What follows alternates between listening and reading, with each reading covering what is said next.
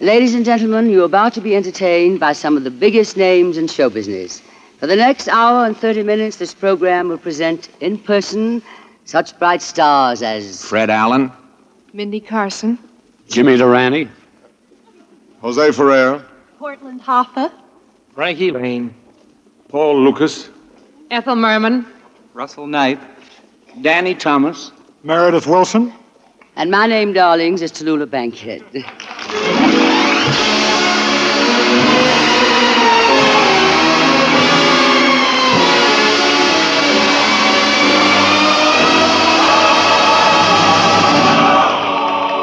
The National Broadcasting Company presents The Big Show. So listen, America, the curtains of America.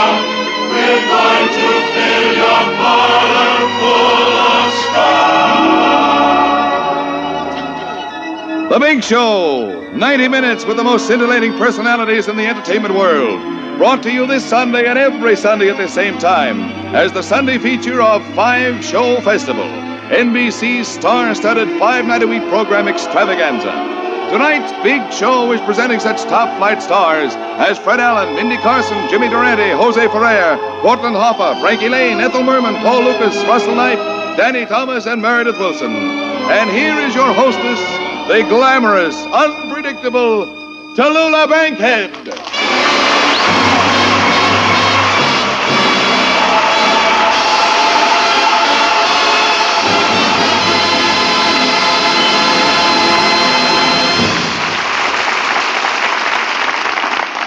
This is Radio 1950, the greatest stars of our time on one big program. And the most fabulous part about this, darlings, is that every Sunday we will present other stars of the same magnitude.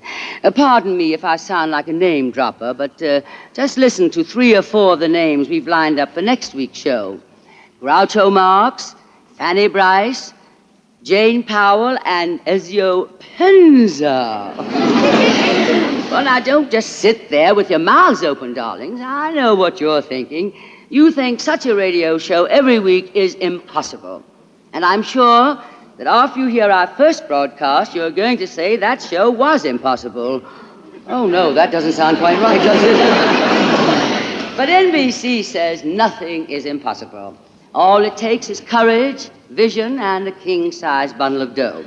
Each week there will be comedy, drama, music, all performed by the biggest stars we can find. Of course, darlings, now and then a clinker may sneak in, but we're going to try... Just a minute. I heard that last remark and I resemble it. Jimmy, you ready?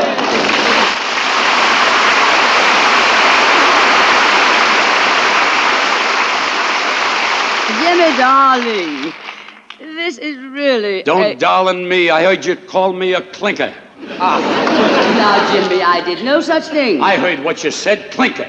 S-T-I-N. No, Jimmy, no.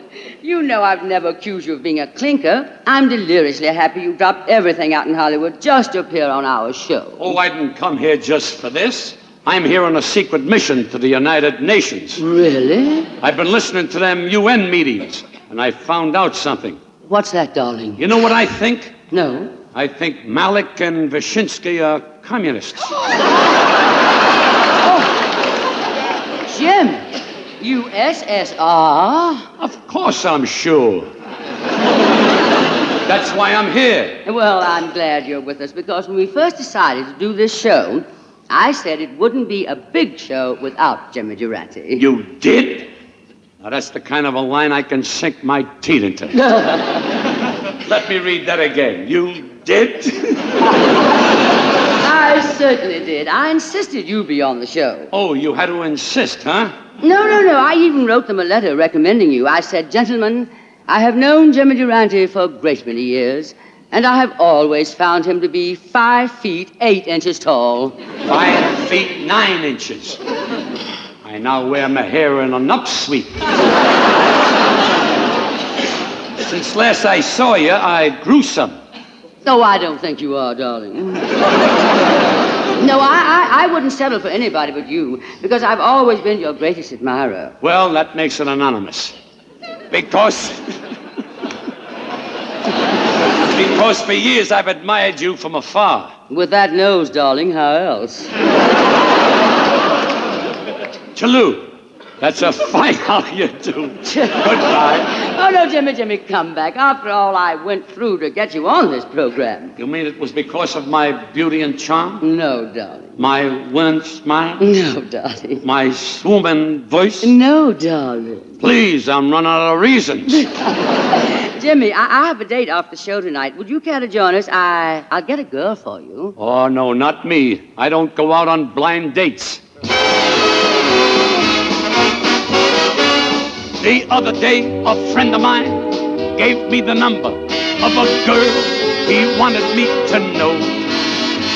Blind dates are for me, and when she answered the phone, I gave her my sweetest hello. Snuggling up close to the phone, I says, Durante speaking. How about going out with me tonight? She says, before I go out with you, what do you look like? What a dilemma. Should I tell her the truth and be turned down? Or should I lie and worry about it later? There was no way out, so instead, I braced myself and said, say I wouldn't say I was handsome. Say I wouldn't say I was cute. I'm not very tall, but gosh darn it all, it's kind of hard to put it in words. You know, the other night, I made a blind date the same way over the phone. I said, hello. She says, hello, come right over. When I got there, she took one look at my nose and said, you sure must have hurried. You forgot to hang up the phone. Yes, it's kind of hard to put it in words. Say it's not that I want to be mysterious. Honest, I'm not trying to stall. Believe me, I'm really quite serious. I'm just an in-between rascal, that's all. I know I'm not good looking, but what's my opinion against thousands of others? Now, I wouldn't say I'm fascinating. Too bad I'm not elucidating. Say I wouldn't even try. When we meet, you'll know why. Cause it's kind of hard to put it in words. You know, folks, I got a problem in really describing myself, and it's getting pretty serious. Let's analyze the facts. I can safely say I'm as pretty as Van Johnson. I can safely say I'm as pretty as Tyrone Power. I can safely say I'm as pretty as Cary Grant. As long as this show isn't on television, I can safely say anything. Once I had a blind date with a beautiful gal, and after that, I met her every night for 3 weeks straight. I was crazy about her, because every time I kissed her, she used to keep her eyes closed. One night she opened her eyes, and what happened? I never saw her again. Say now, I wouldn't say I was a highbrow. My looks won't raise an eyebrow. Say I'm not a Shakespeare. It would take me a year, cause it's kind of hard to put it in words. Yes, sir, it's kind of hard to put it in words.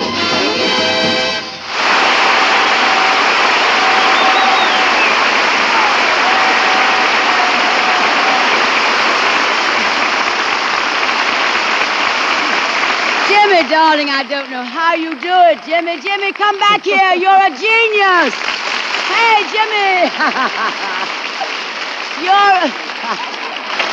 You're a genius, Jimmy. Oh, I wouldn't say genius. Okay, darling, I won't. Wait a minute. Put up a little fight, can't you? Now, no time for that, Jimmy. I must now introduce our next guest. Wait a minute. You mean somebody else is in this show? Of course, my sweet. I thought you said I was the only one. Oh, no, my darling.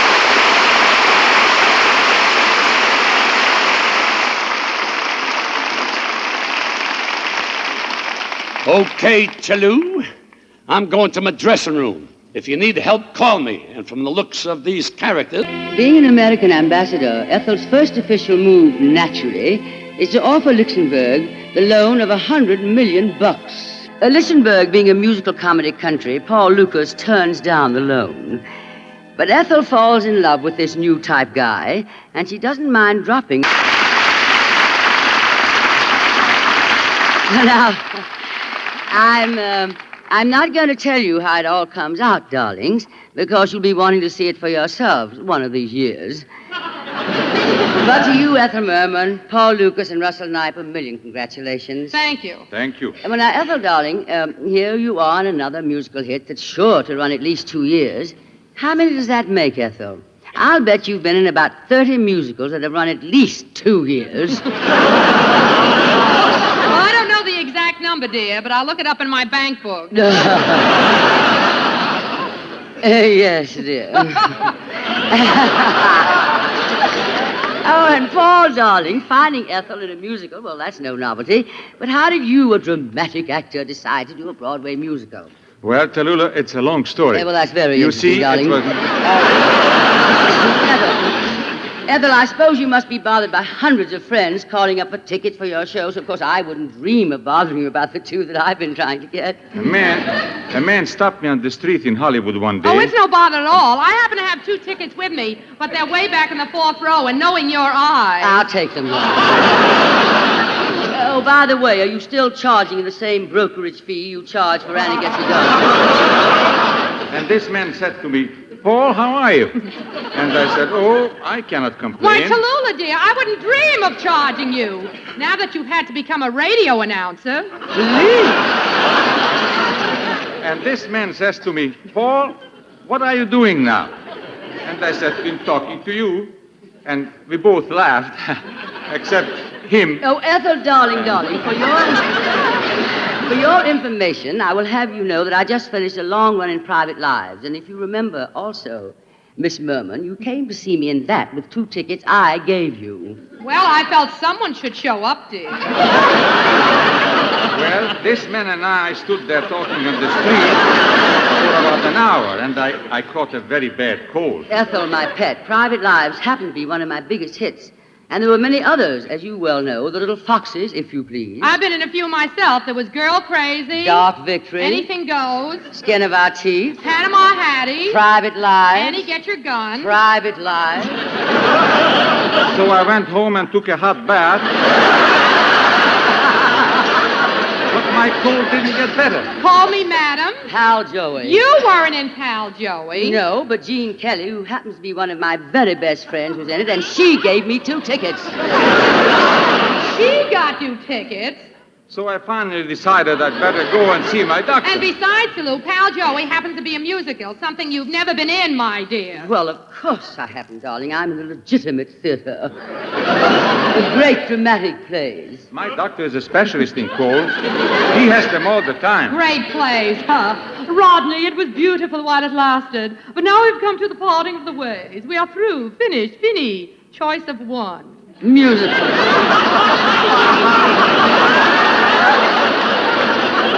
Musicals, indeed. Ha! I got rhythm.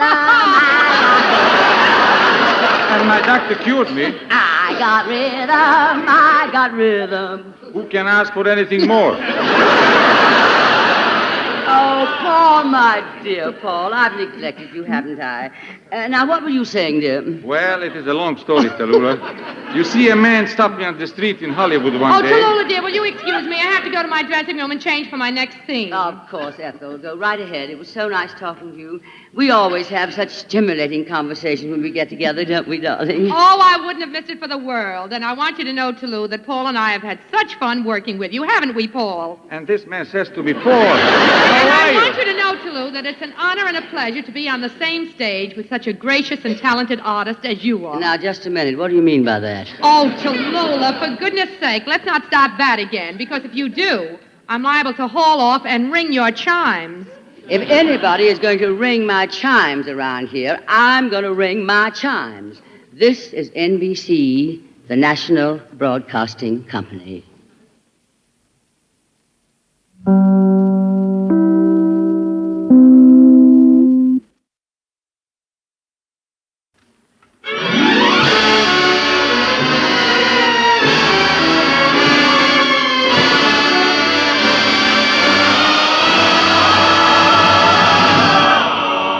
The Big Show. This is the National Broadcasting Company Sunday extravaganza with the most scintillating personalities in show business.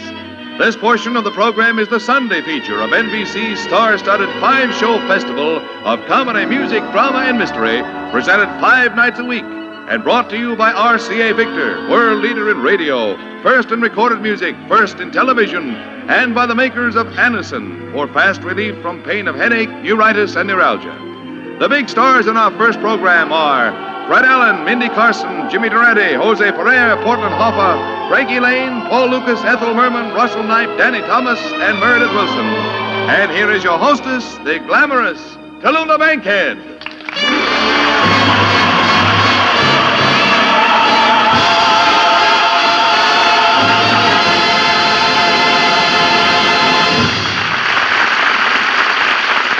You know, darlings, we have more stars on this show than there are in the Milky Way, from the candy bar of the same name.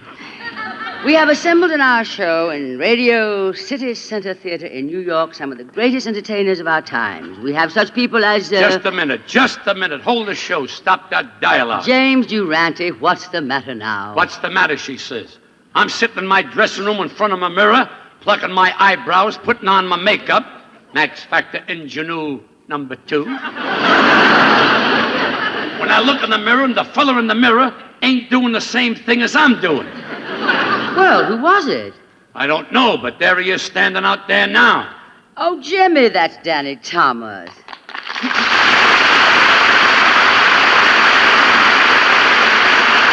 evening.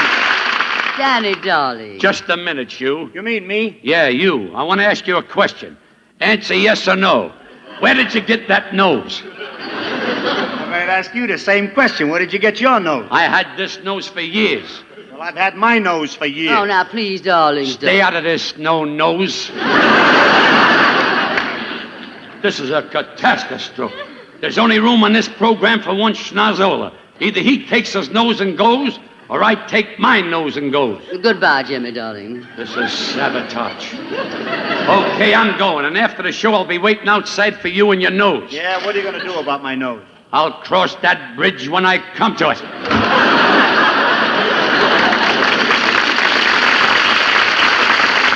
He's a whimsical character, isn't he? Another impersonator. I suppose everybody thinks he can do an impression of Jimmy Durante. Oh, darling, that was. How do you like the nerve of that guy? He doesn't like my nose. You didn't even give it a chance. I should have said it's a kind of a nose that grows on you, I should have said. Who did you think he is, Durante? It was. Either your nose goes or my nose goes, he says. I should have said, well, you take yours and blow, I should have said. I should have said, now look here, Durante, I don't... Hey, that was Durante? In person. Well, why didn't you tell me? He's my favorite.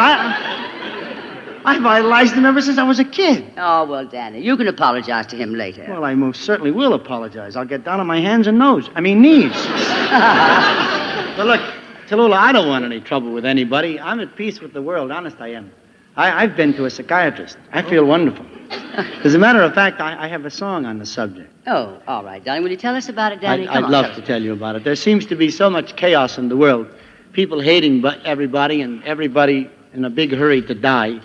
I figured that a little philosophy would help. In other words, things aren't so bad that they couldn't be worse, so don't worry, they'll be worse. The title of the song is Take It Easy, Be Casual, Relax. Does this hectic world around you get you down? Are you gloomier than anyone in town? May I, in all humility, suggest a simple cure? And if you care to heed it, you'll be happier, I'm sure. For instance, when you're betting on a horse, you're gonna win, of course. You're already planning on 2 new Cadillacs. When you lose, make this note just before you cut your throat. Take it easy, be casual, relax. Or when you come home late some night, you don't put out the lights as you quietly remove your coat and your slacks. When the lights glare in your eyes and your friends all yell, surprise! Take it easy, be casual, but pull your pants up. No, I say that because you can be too casual. And if you're too casual, you're liable to become blasé. And if you're blaze, you're not having fun. No, with you, everything is, so what?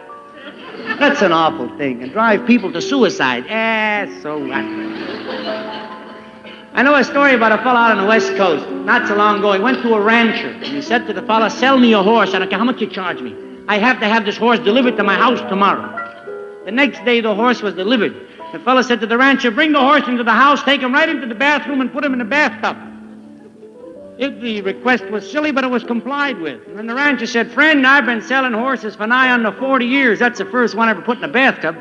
What you want that horse in the bathtub for? The fellow said, look, it's my brother-in-law from the East. One of them wise guys, driving me nuts. Nothing impresses this guy. I took him to MGM Studios. I got Clark Gable's autograph for him. I said to him, aren't you excited? Clark Gable. He says, so what? I took him to the Brown Derby, to the Coliseum, to the Rose Bowl. I said, isn't this sensational? He says, so what? Nothing disturbs that guy. Nothing excites him. Everything is, so what? Well, tomorrow morning when he comes running out of the bathroom and he says, hey, there's a horse in the bathtub, I'm going to say, so what?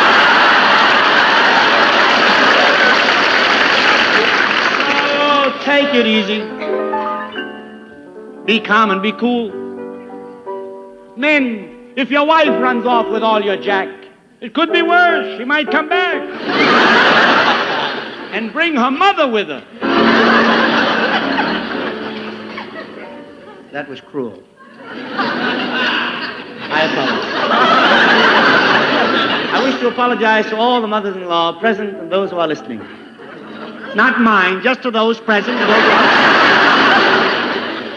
I'm not going to tell mother-in-law jokes. I stopped telling those kind of jokes 14 years ago. That's when I got married. Since then, they haven't been so funny. But I read a story in a book on folklore called Mother-in-Law Relativity. That to me is as fine a bit of psychology coupled with humor I've ever read. And you've got to hear it. Two women meet in the street, and after the usual salutations, one woman says, and tell me, darling, how's your daughter? She said, my daughter, thank God, very lucky. My daughter married a man that's a prince. You don't let her put her hands in cold water. She stays in bed till 12 o'clock noon every day. Shops by sex like a movie star. And what do you think? Every afternoon, drinks cocktails. My daughter's very lucky. The woman said, that's wonderful. And how's your son? Son? Don't ask. That poor boy. He married one of those fancy schmancy girls that's got to stay in bed till 12 o'clock noon every day. Spends all of his money by sex, and she's a drunkard. Drinks cocktails all the time.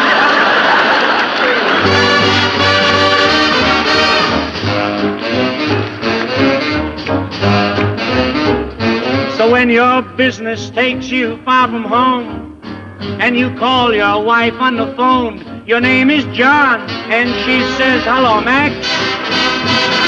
Don't be blue or discontent. Maybe Max will split the rent. Take it easy. Be casual. If you want to have fun, here's how it's done. Relax.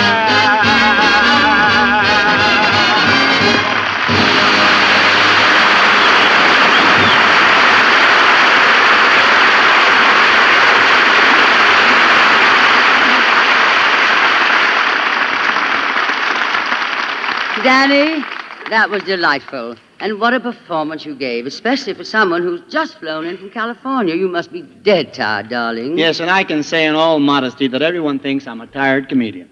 Not I, darling. No, I told them at NBC when we were planning the show that it couldn't be a big broadcast without Danny Thomas. How can I ever repay you for coming? With money. No schmo, he. I was only joking, Tallulah. Believe me, I'm honored to be listed among the great names on this show. I would have appeared on this program for a song. Well, how lucky for me, because I was wondering about how to introduce Mindy Carson. Mindy, darling. Hello, Tallulah. Hello, Danny.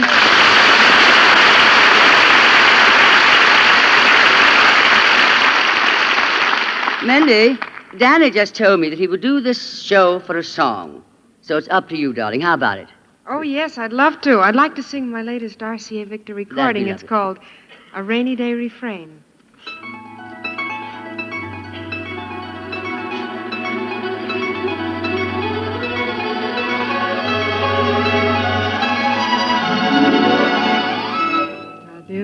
da-dum, da-dim, da-dum, da-dim, da-dum, da-dim, da-dum. I'm dreaming to the rhythm of the rain. Da-dim, da-dum, da-dim, da-dum. I get the sweetest memories from the rhythm of a rainy day refrain. Da-dim, da-dum, da-dim, da-dum, da-dim, da-dum, da-dim, da-dum. I've got that little love song on my brain. Da-dim, da-dum, da-dim, da-dum. I guess there's no escaping from the rhythm of a rainy day refrain. The lovely day we met, I still remember well. Who cared if it was wet? 'Cause like the rain we fell. An April afternoon, a rainy day romance. The raindrops played a tune. Our hearts began to dance. Da-dum, da-dum, da-dum, da-dum, da-dum, da-dum, da-dum. We're so in love, I'll always love the rain. Da-dum, da-dum, da-dum, da-dum. I get the sweetest memories from the rhythm of a rainy day refrain.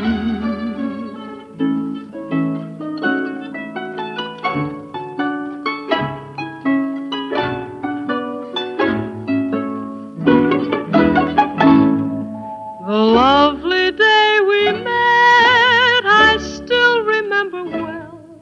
Who cared if it was wet? 'Cause like the rain we fell. An April afternoon, a rainy day romance. The raindrops played a tune. Our hearts began to dance. Da-dim, da-dum, da-dim, da-dum, da-dim, da-dum, da-dim, da-dum.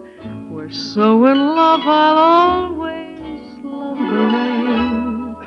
Da-dim, da-dum, da-dim, da-dum.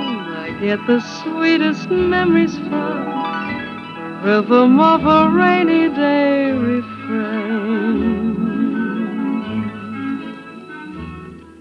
The rhythm of a rainy day refrain.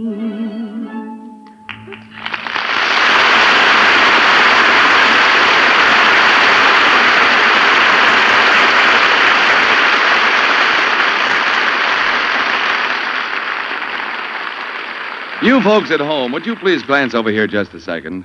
What do you see? A small table radio, a console, a radio phonograph?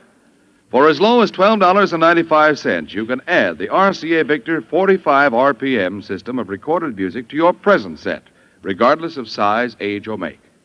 Now, at this low price, you needn't be without the music you want when you want it.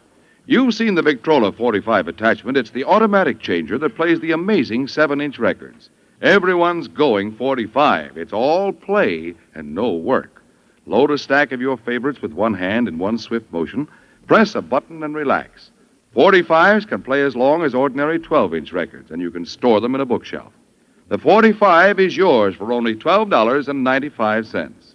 So don't put off all that pleasure. See and hear the RCA Victor 45 at your dealers right away. Just 10 days from now, Broadway will have its first showing of a new movie which has already stirred vast excitement in all who love the tradition of a great performer in a great play. The movie is Stanley Kramer's production of Rostand's immortal comedy, Cyrano. And here in a sneak preview is the distinguished young star of the picture, Jose Ferrer, as Cyrano de Bergerac.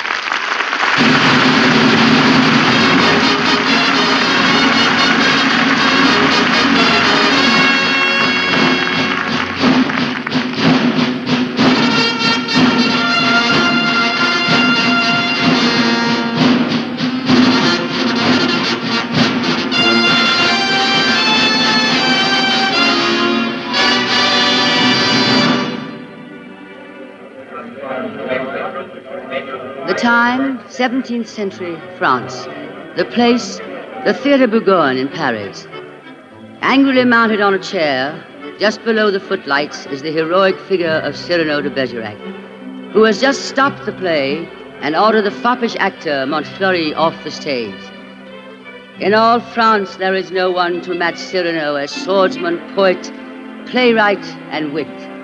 And in all France, nay, in all the world, there is no nose to match the size of Cyrano's outlandish nose. Ah, but a member of the audience dares speak. Monsieur, how dare you interrupt the play? What a scandal to send the great Montfleury scampering from the stage, tail between his legs. Did you know the Comte de Guiche is his patron? Who is yours? No one. No one?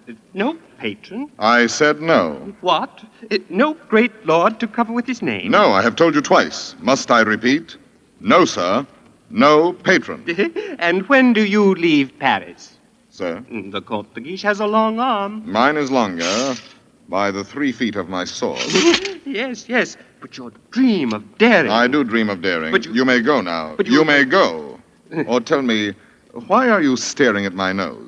No, Does it astonish you? Oh, your Grace misunderstands. Is it long and soft and dangling like a trunk? I never said Or crooked like an owl's beak? Really, Or perhaps a pimple ornaments the end of it? Oh, no. Or a fly parading up and down? What is this portent? Oh, please. This phenomenon? I have been careful not to look. Oh. And why not, if you please? Why? It disgusts you, then? Oh, my dear sir. Does its color appear to you unwholesome? Oh, by no means. Or its form obscene? Not in the least. Then why assume this deprecating manner? Possibly you find it just a trifle large. Oh, no. Small. Very small. Infinitesimal. Tiny. What? You accuse me of absurdity. Small my nose? Why, magnificent my nose. My collar. You're choking. You pug, you knob, you buttonhead. Know that I glory in this nose of mine, for a great nose indicates a great man. Genial, courteous, intellectual, viril, and courageous.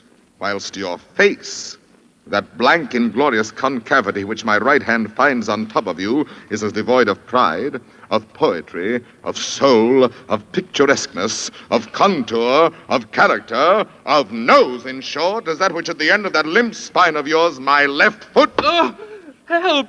Help! Help the guard! Help! Comte de Guiche, save me! Presently, this fellow will grow tiresome. Eh, Valvert? Oh, he blows his big horn. Huh? Well, don't just stand there, Valvert. You're the finest swordsman in France. Do something. Gladly. Monsieur de Bergerac, your nose is rather large. Rather. Oh, well. Is that all? Well, of course. Ah, no, young sir, you're too simple. Why, you might have said, a great many things. Mon Dieu, why waste your opportunity? For example, thus. Aggressive. I, sir, if that nose were mine, I would have it amputated on the spot. Friendly. How do you drink with such a nose? Descriptive. 'Tis a rock, a crag, a cape. A cape. Say rather a peninsula. Inquisitive. What is that receptacle? A razor case or a portfolio? Kindly. Ah, do you love the little birds so much that when they come and sing to you, you give them this to perch on? Cautious. Take care. A weight like that might make you top-heavy. Eloquent. When it blows, the typhoon howls. Dramatic. When it bleeds... the Red Sea. Simple. When do they unveil the monument? Military. Beware. A secret weapon. Respectful, sir, I recognize in you a man of parts, a man of prominence. Enterprising. What a sign for some perfumer. Practical. Why not a lottery with this as the grand prize? Or literary. Was this the nose that launched 1,000 ships? These, my dear sir, are some of the things you might have said had you some tinge of letters or of wit to color your discourse. But of which not so. You never had an atom. And of letters, you need but 3 to write you down. A-S-S. What? Ass. Sir, I warned you. And I, sir, warn you. Moreover, if you had the intention here before these folk to make a jest of me, be sure you would not then articulate the 20th part of half a syllable of the beginning.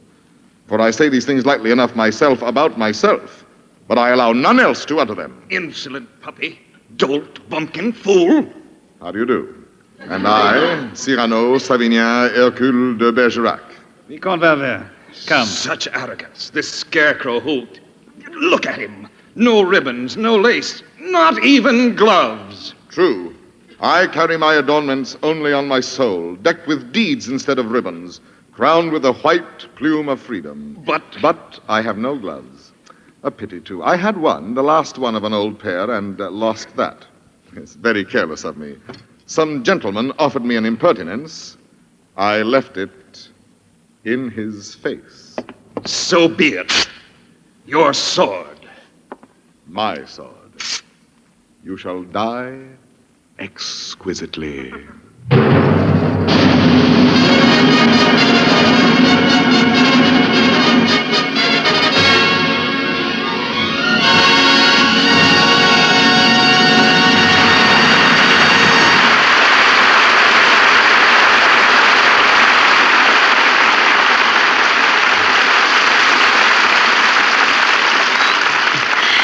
Well, Jose, that was a very exciting performance you gave us, Cyrano. And I know when everyone sees you in the pictures, they'll be even more thrilled. But I hope Broadway hasn't lost you to the movies entirely, you know, because, well, there are critics who consider you the greatest actor on the American stage today. Oh, well, now, Tallulah, I wouldn't say the greatest. Okay, darling, I won't. Now, wait a minute, Tallulah. Put up a little fight, can't you? I'd like to meet this gentleman, if I may, Miss Bankhead. Oh, of course, darling. Jose, this is Meredith Wilson. Meredith, say hello to Jose Ferrer. Hello, Jose Ferrer. How do you do? Why, Mr. Ferrer, I certainly enjoyed that little recitation you just spoke. Recitation? Yeah, about the fellow with the big nose. It reminded me of a fellow back home. He had a big nose, too, named Wally Parker. A nose named Wally Parker? Yeah. No, his name was Wally Parker. Do you think I meant his nose was named Wally Parker? No, his name was Wally Parker. How do you like that, Miss Bankhead? He thought I meant his nose was named Wally Parker. Meredith, dear boy, will you go on with your sordid little story? Yes. Well, this all happened back in my hometown, Mason City, Iowa. Yes, a one-nighter. Yeah. And one night he was going to propose to his girl, Susie Witherspoon. But on account of his nose, he just couldn't get up the courage to ask her to marry him. Well, she finally married a fellow named Ralph Douglas. He's in the feed business. They're very happy.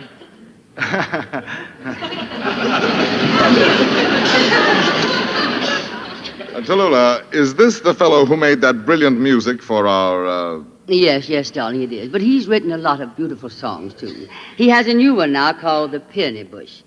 How about it, Meredith? Will you play it? Sure, I'd be glad to. Oh, by the way, I just happened to remember. The fellow's name was Ben Parker, not Wally. That makes it even funnier. Will you play Peony Bush?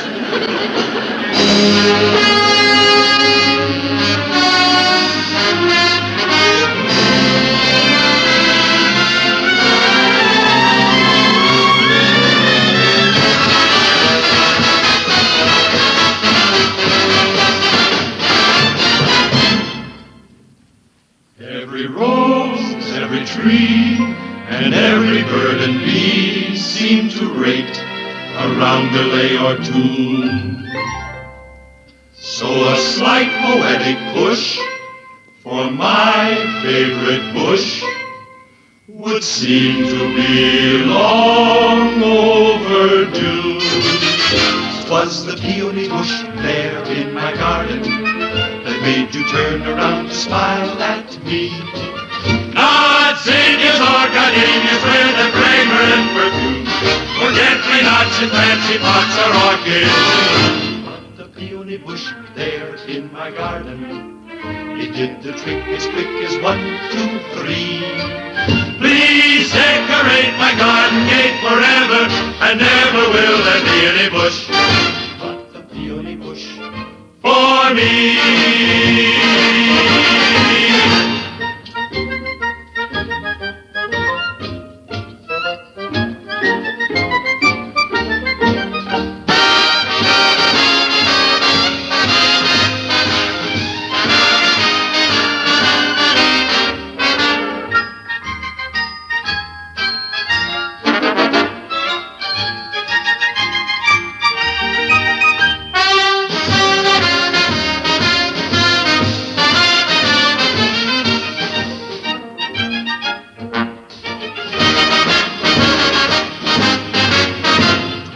Peony bush there in my garden that made you turn around to smile at me. Not zinnias or gardenias with a fragrant perfume, forget-me-nots and fancy pots or orchids, but the peony bush there in my garden, he made you linger till you missed your bus. Please linger here beside me, dear, forever, and never will there be any bush but the peony bush for us. There are lots of other kinds of plants that really would enhance any garden, I'm sure you'll agree, but never will there be any bush but the peony bush for me.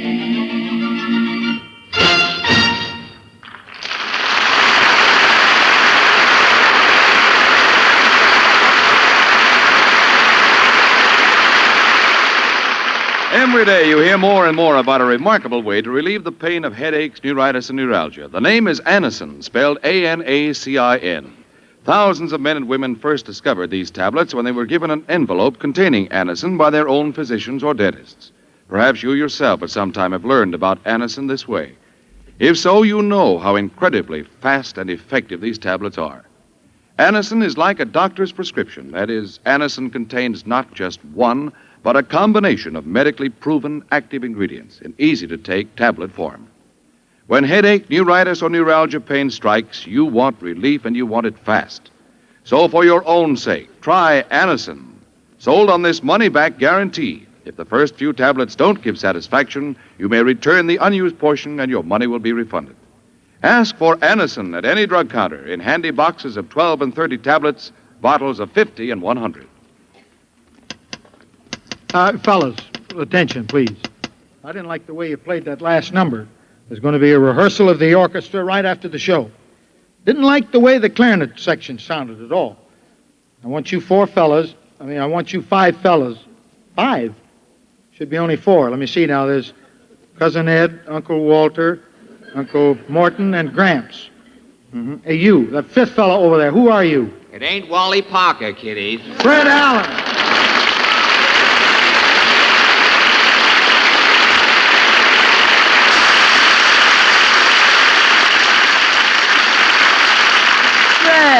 Come on out here. What are you doing in that orchestra? Well, NBC, you through being convulsed, Tallulah? Yes, darling. Well, NBC has tried me on radio, and they've tried me on television.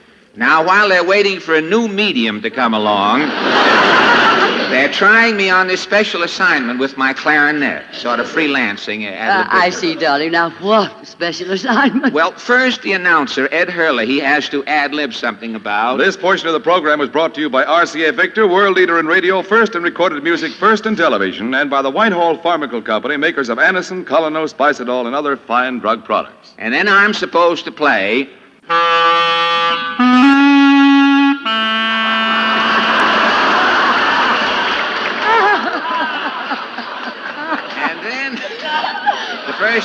the first time you ever had a half-a-tone chimes in the history. And then I am supposed to say, this is NBC, the National Broadcasting Company.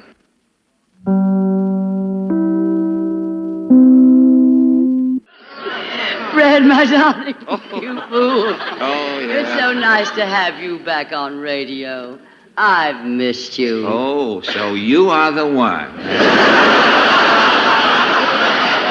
According to Hoffa, you are the one. No, darling, we've all missed you. Why don't you come back, Fred? Well, I'll tell you, darling. I have been dabbling in something which, for the want of a better name, we shall call television. Please, darling, people are eating. Oh, I'm sorry. Say, you didn't by any chance happen to see me on my first television show, did you? No, I didn't, Fred. You weren't home? Oh, yes, I was home, darling. Oh, no set, darling? No guts, darling. Well, you know television's a new medium, and I have discovered why they call it a medium. Because nothing is well done. Oh, very little.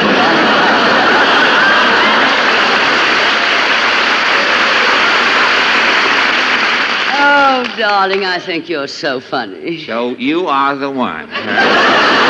No, Fred. No, seriously speaking, darling.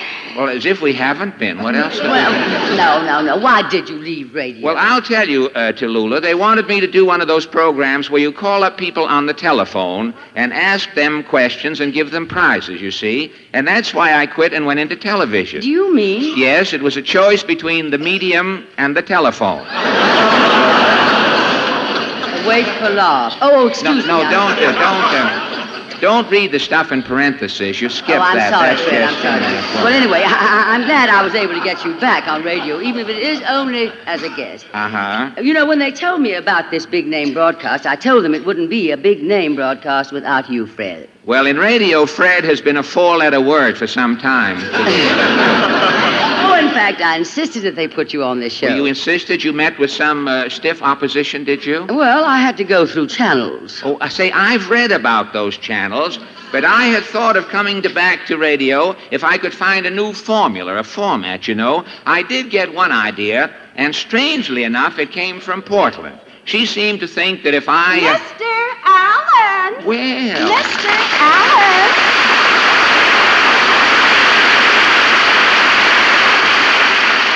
Well, as I stand here and feign surprise, if it isn't Portland now. Portland, Georgia, I had some more here. See, we didn't rehearse the audience. It says applause after this, but you see, for rehearsal, this is what's mixing things. Portland, you're just in time. This is Tallulah Bankhead. Hello, Portland. I'm glad to see you. How do you do, sir? Portland, I understand that you weren't on the first television show Fred did. Why was that? Well, my dress wasn't cut low enough. Oh. You mean a dress with a V-neck? A TV neck. Well, before this conversation gets too fey, Portland, how about telling Tallulah the idea you thought up for a radio show for me? Oh, I didn't think of it. No. Mama thought of it. Oh, your mother is writing for radio now? Well, by the way, I was on television the other night, Portland. Did your mother see me? Oh, she never could. You mean that your mother thinks that I... As Mama put it, to the high heavens. Ad-lib a stinging retort. Fred, you're reading the parentheses. Oh, the parentheses, this jumbo type. Oh, yes, well, Portland, enough of Mama as a George G. Nothing. Now, how about this idea of hers for a radio show? Yes, let's hear the idea. The idea. Well, Mama thought first you ought to have an announcer who's big and fat and jolly and laughs all through the program. Yucks it up, huh? And you ought to get an orchestra leader who's tall, good-looking, and eats ham hocks. Ham hocks? Well, say, Portland, that sounds like... And you have a young fellow who sings, and his mother always wants you to pay him more money. Singer, but Portland, that idea... And you have a butler who drives your car, which is a broken-down Maxwell. Maxwell, but... And you have a quartet that sings your commercials. Commercial, but... And for your sponsor, you get a cigarette company. Cigarette, but...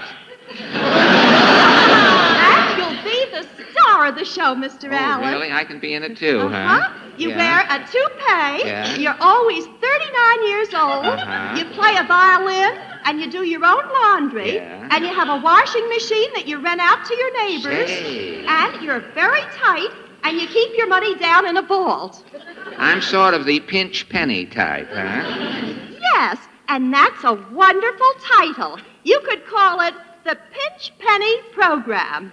Well, I don't know, Portland. What's the future in becoming a salesman for Jell-O? I mean, where could you go?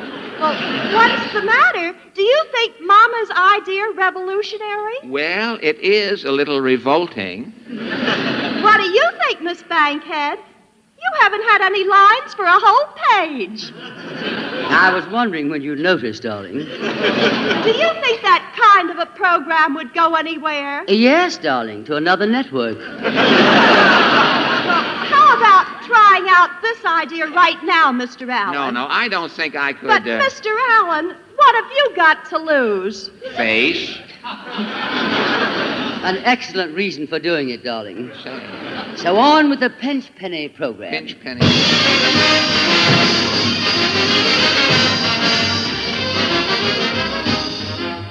The Pinch Penny program. Ha, ha, ha, ha, ha, ha. 30 minutes of hijinks with your favorite radio comedian, star of Stage, Screen, and Laundry, Pinch Penny.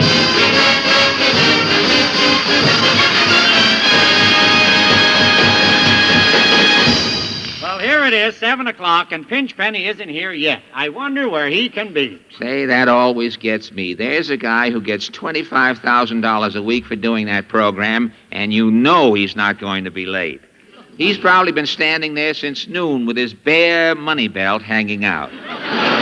Try another opening. Could you scare up another opening? Okay. Well, as you know, ladies and gentlemen, this is the first show of the new season. And so we give you the star of our show, just back from an extended 3-month, 40-cent tour of Radio City, Pinch Penny. Hello again. Hello again. This is Pinch Penny. And Don Thomas, you know that's not true. You know I took a cruise to Honolulu. It was a wonderful boat trip. Really? How did you go, Mr. Penny? First class? Well, not exactly. Second class? Well, no, you see... Third class? Well, no, Donzie. Oh, then you must have gone steerage. Steerage? Why, Don, how can you say that about me? It's easy. Didn't you find it pretty crowded down in steerage? Don, for your information, I'll have you know that I had the whole boat to myself. What boat was that? Well, it was one of those little boats that hangs over the side of the big boat. Oh, so you went stowaway. Yes, that's the class I was trying to think of. And it's the only way to travel, Don, with the wind and the spray in my hair. Yeah. Your hair, Mr. Penny? Well, I had it hanging over the side of the boat. Now, stop that, Don.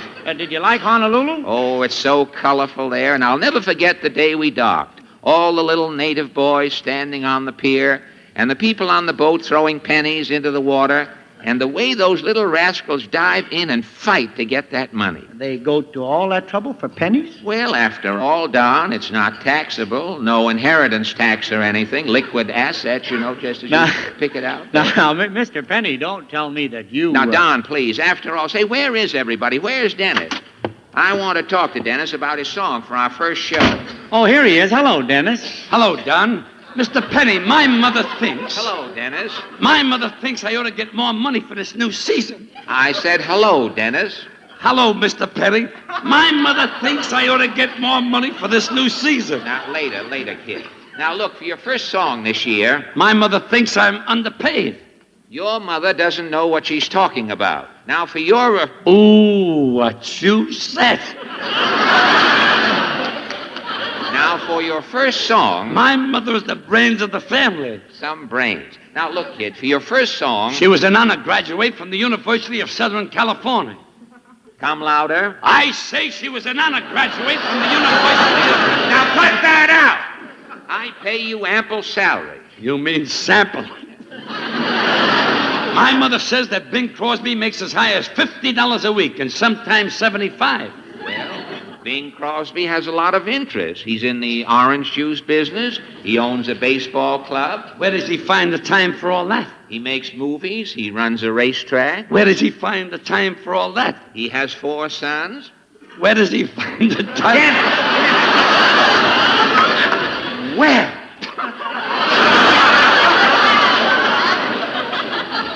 Well, my mother either says I get money or I'll quit. Well, goodbye, darling. Goodbye, Dennis. Every time I open my mouth to quit, somebody says goodbye, darling. All right, goodbye. And my mother says she's going to send you back these pennies you sent from Honolulu. Well, Mr. Penny, you don't mean you dove for pennies with those kids in Honolulu. well, the water was so delightfully warm, Darnsey. And now I am in a spot. What am I going to do about a singer for the program? Oh, don't worry about that. Singers are a dime a dozen. They are? Where? Where can you get them for a dime a dozen? Where are singers for a dime for a dozen? Where? There's a bunch of singers in a choral group here. Say, any of you boys want to sing on this program? I'll sing. All right, boy. Step over here. What's your name, son? Frankie Lane. Frankie Lane.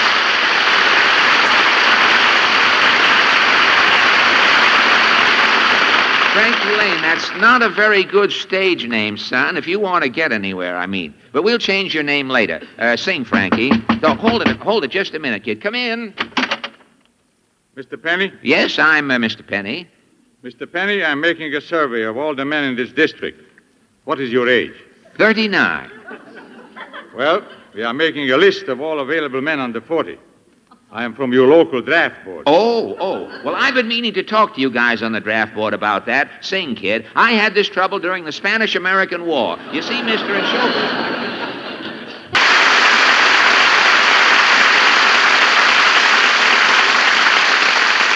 Well, that was very good, kid, for a beginner. You can have the job. Well, how about the money, Mr. Penny? Money? Well, at a dime a dozen, that would be 1/12 of 10, would be 1/12. I had an offer to sing on television with Fred Allen, you know. Oh, please, people are eating, please. But I tell you what I will do. I'll take an option on you and think it over, mull it over a while for 30 days. I'll give you an advance, okay? Golly, that's fine, Mr. Penny. How about 5? That'll be wonderful. Here you are. There's 1, 2, 3, 4, 5. Gee, thanks, Mr. Penny. So long, kid. Golly, Indian heads. And they're so bright and shiny. Where is everybody, Mr. Penny? We got to have a rehearsal of the show. Well, Portchester should be here any minute with the scripts. Oh, here's Portchester now. Oh, yes. Hello, Portchester. Hello, boss.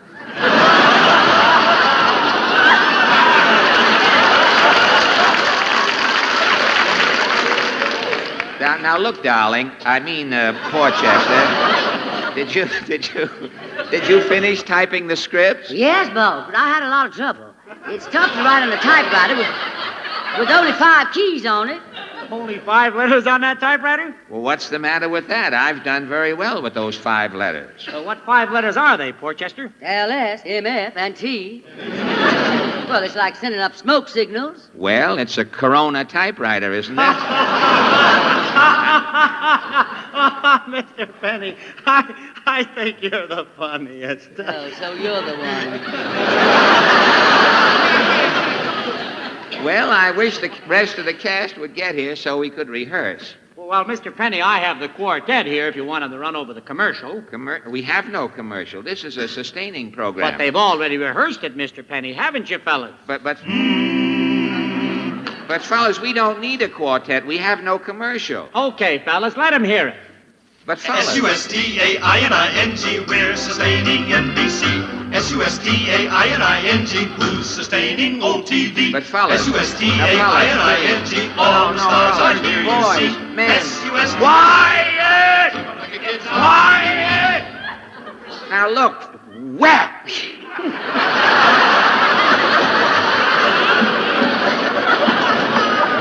Another well, and I'll strike oil in it. Look, fellas, I haven't got time for that now. I'm waiting for my clarinet teacher. He's supposed to be here. I'm going to call him up and see what's keeping him. Hand me that phone, will you, Portchester? Here you are, boss. Thank you. Hello? Hello, operator? What is the matter with those girls out there? Mindy, blue eyes, it's flashing.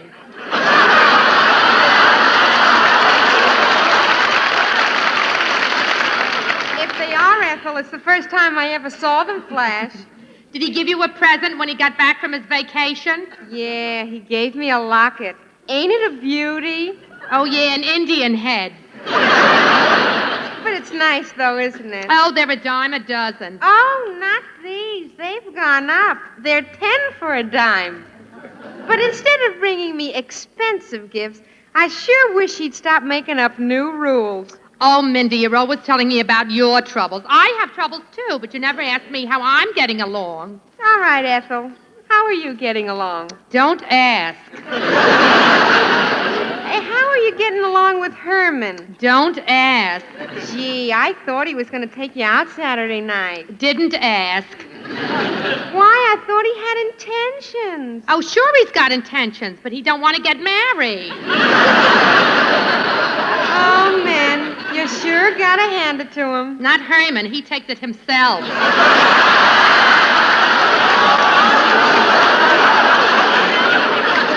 But what happened to that other fellow? What's his name? You know, Harry. Oh, I could never marry him. Why not? Well, we used to ride home on the subway together, and I got off on 34th Street, and he got off on 23rd Street. So what? So I realized I could never marry a man below my station.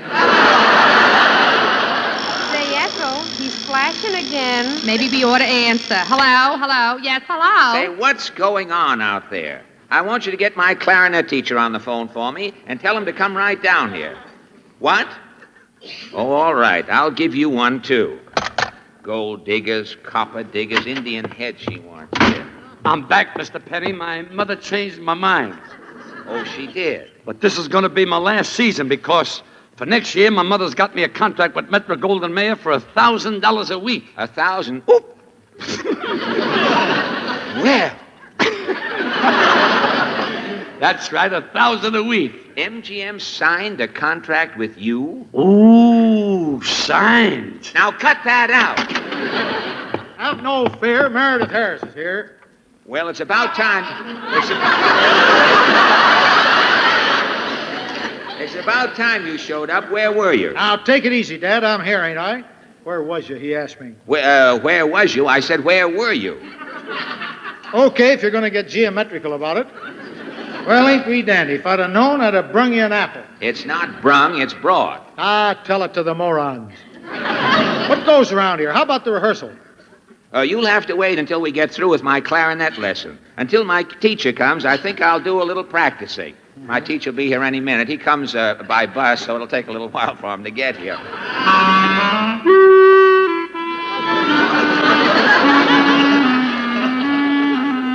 I think I'll go down and have an ice cream soda.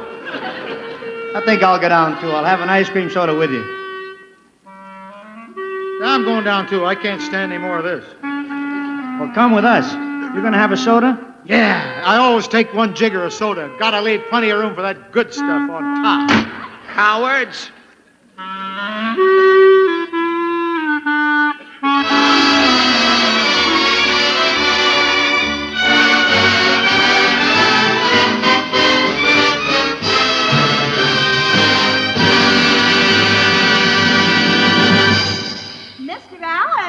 You're back again, are you, Portland? Well, tell me, what did your mother think of the way we took off that sterling character she originated for radio? Well, Mr. Allen, she doesn't think it's your type of program. Oh, really? She has another fellow in mind for it. Mr. Livingston, I presume? Well, she has got a wonderful idea that would just fit you. Oh, another idea, really? Uh-huh. She thinks you ought to have a program where you walk down an alley. Yeah. And you talk to people you meet there. Yeah. Like a Southern congressman, an old farmer, and an Irishman. And you tell a lot of old surefire jokes and find myself broadcasting at the same time everybody else is listening to a quiz program someplace. I know what you mean, Portland. I'm not going through that again. No, sir. I'm not.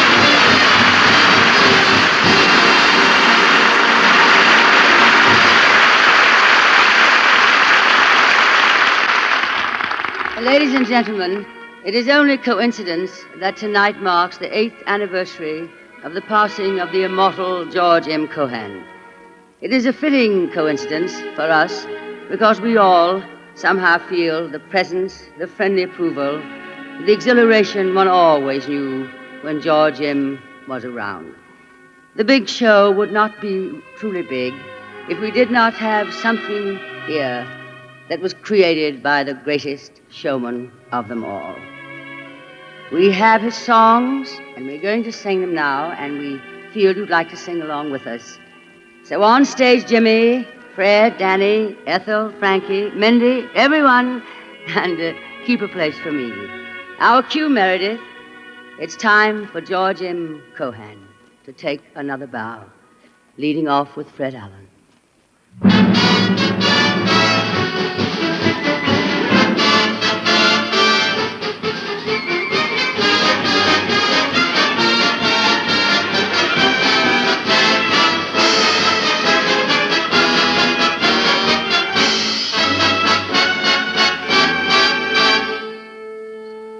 H-A-R-R-I-G-A-N spells Harrigan.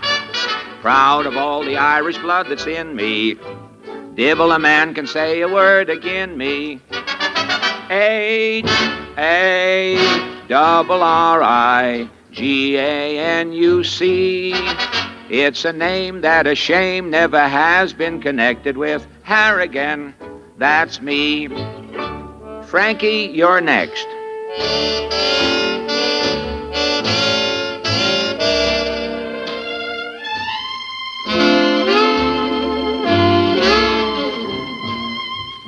For it is Mary, Mary, plain as any name can be, but with propriety. Society will always say Marie, but it was Mary, oh, Mary, long before fashions came. And there is something there that sounds so square, and it's a grand old name. Ethel, take it. I'm a Yankee Doodle dandy, a Yankee Doodle do or die, a real live nephew of my Uncle Sam, born on the 4th of July. I've got a Yankee Doodle sweetheart, she's my Yankee Doodle joy. Yankee Doodle came to town just to ride the ponies. I am that Yankee Doodle boy.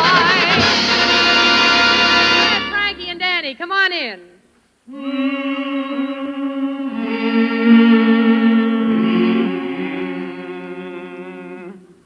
Honest little girlie, I am strong for you.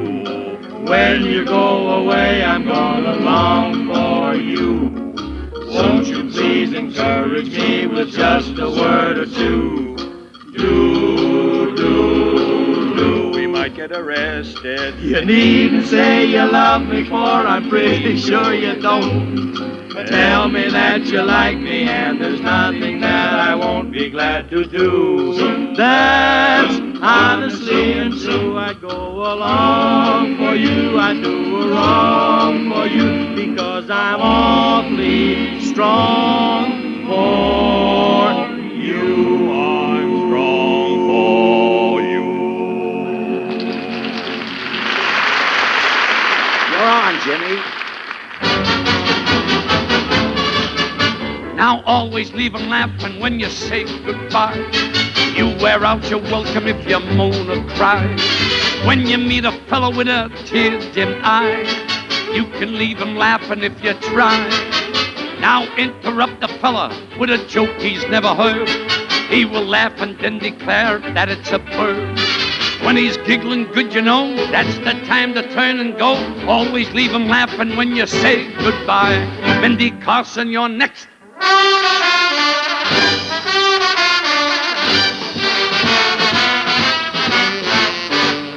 Eef-a-soppa-doof-a-doppa, sing, babe.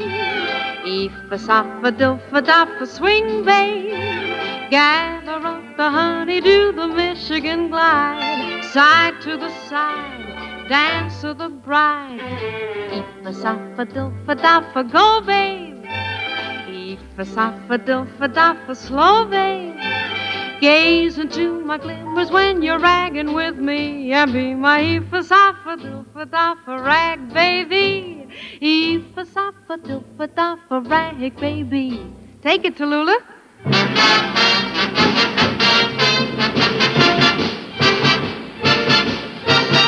Give my regards to Broadway. Remember me on Herald Square. Tell all the boys at 42nd Street that I will soon be there. Whisper of how I'm yearning to mingle with the old-time throng. Give my regards to old Broadway and say that I'll be there long.